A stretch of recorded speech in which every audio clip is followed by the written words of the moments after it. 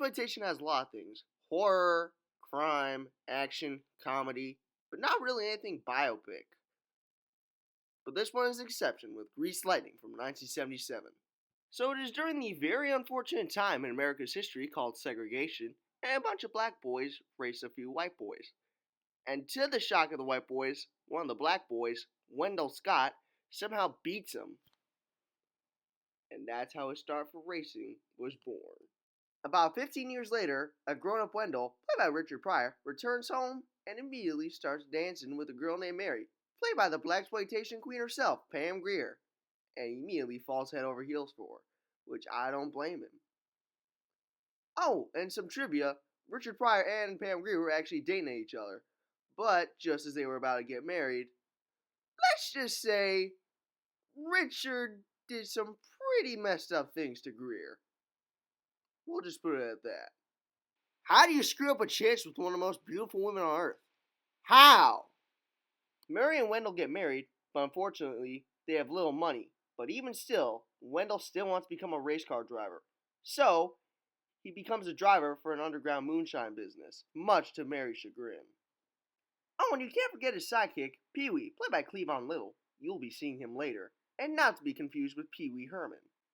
Things go bad when the police force, led by Mr. Cotton, played by Vincent Gardenia, catches on to the act and eventually arrests everybody.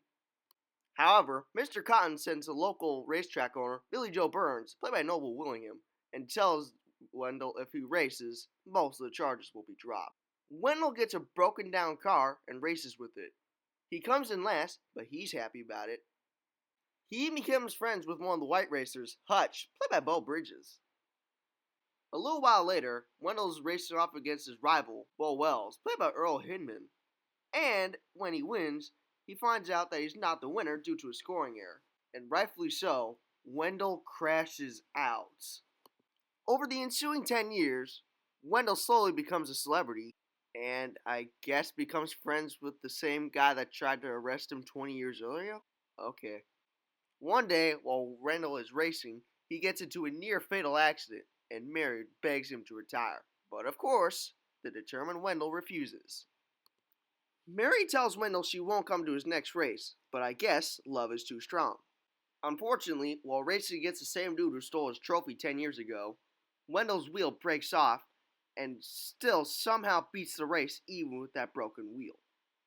But hey, I'm not complaining. At least he gets his happy ending.